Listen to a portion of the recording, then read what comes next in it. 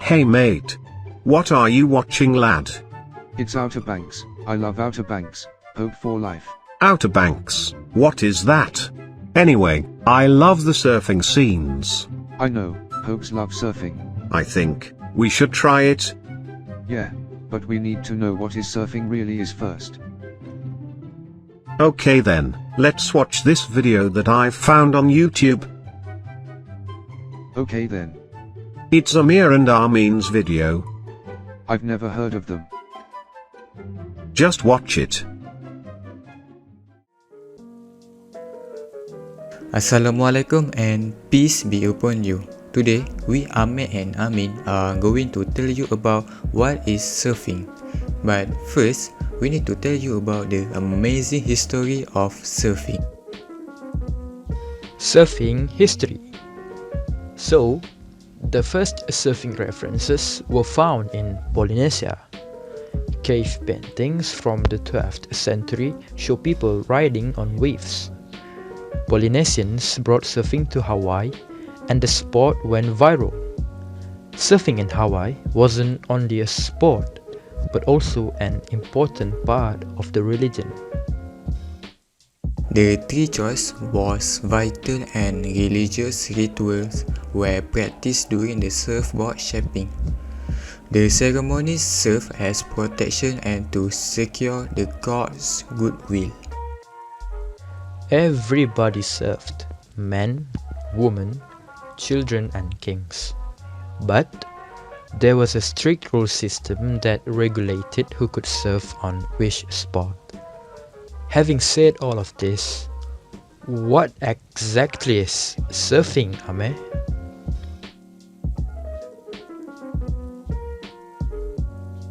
Surfing is one of the most popular and most preferred extreme sport in the world. It is done by riding the wave in the sea or the ocean by standing or lying on a surfboard.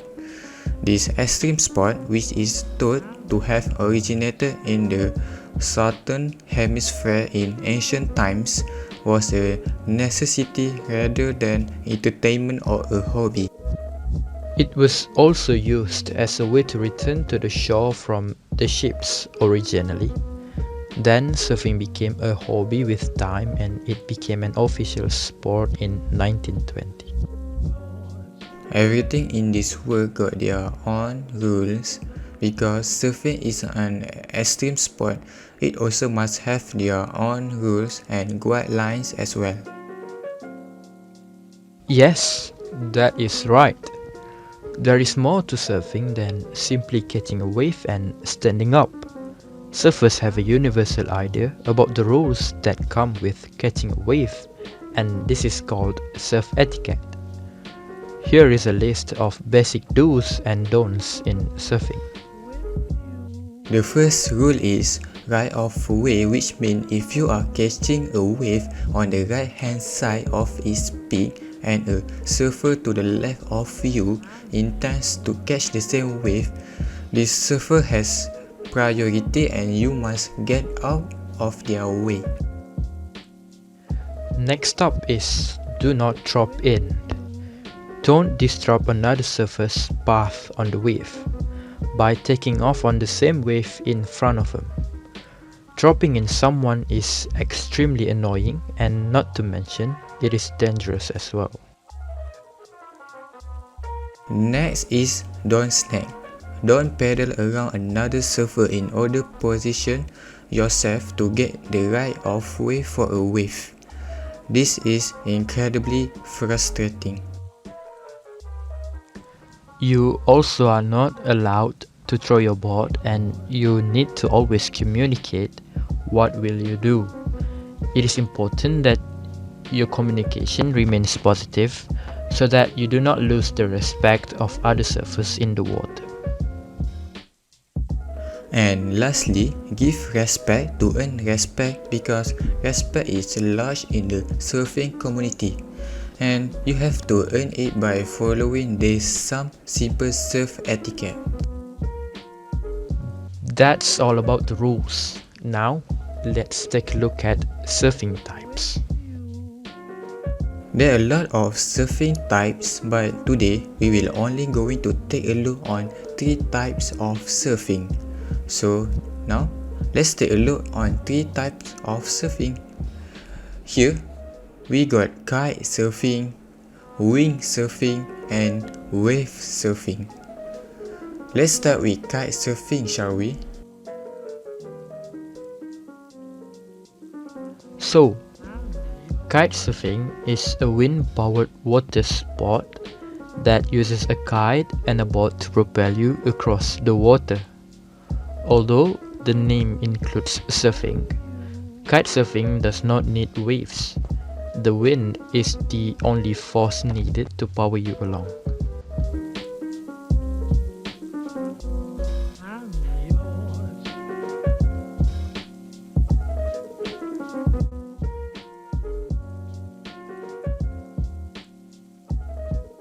Windsurfing, in other hand, allow you to move on the water using the wind with the help of a surfboard, and a sail is used instead of the wave to move on the water.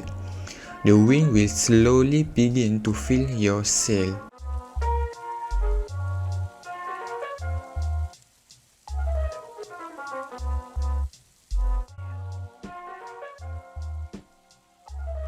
Speaking of waves, here we got wave surfing, which is the most popular and preferred amongst the 3 of them, which is basically riding along a surfboard on a wave.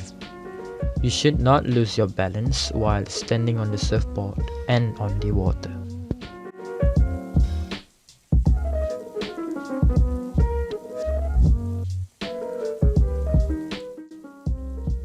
Now let's take a look at the equipment that are required for surfing. First of all, of course, you're going to need surfboard or motorized surfboard. Then you need to have a pair of surf shoes that will help you board in the surfing pool and in the sea. After that, you are going to need surfing clothes such as surf jerseys, surf sweatshirts, surf lycra, and a surf goggle that will help you protect your eyes from the sun. And lastly, a pair of surfing gloves are also recommended to prevent scratches. Now that we have knew about the history, definition, rules, types and equipment for surfing, let's learn more about the popularity and the risks of surfing. Let's start with the popularity. So surfing is one of the most popular water sports on the world, but it has not enough followers to rank in the top 10 most participated sports in the world.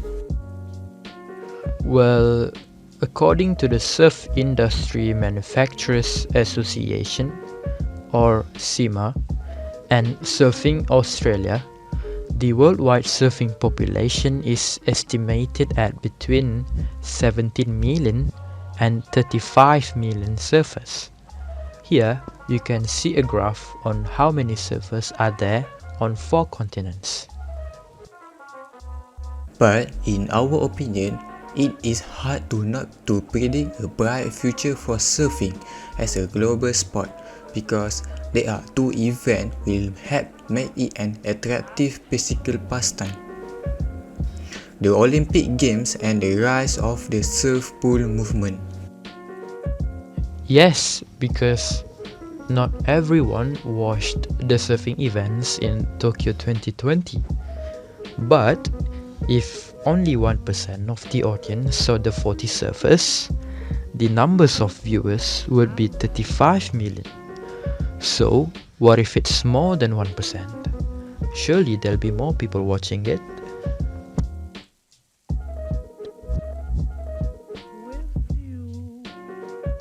We all know surfing is an extreme sport, so surfing can be a really dangerous sport even when precautions are taken and you understand the risks involved. According to research, drownings on surf beaches are 2.36 per 100,000 people per year. These numbers are made up primarily of international visitors and are likely to include surfers, swimmers, and all other related water sports that are done in the area. There are 4 main reasons on why surfers can drown, which are head injuries, rip currents, long haul downs, and low level of endurance.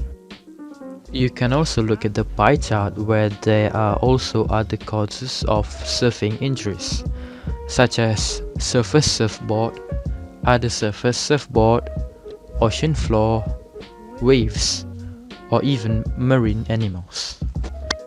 Surfing is ranked 10 in extreme sport injury rates, which is about 3.2 per 1,000 injuries. So guys, that is all about surfing. And if you are really interested in surfing, you should find a really good location to surf. And most important thing is, don't forget about the equipment and remember to always prioritize your life and safety. That's all from us. Goodbye and have a really Nice day. See you lot on the next video. Have a good day and bye.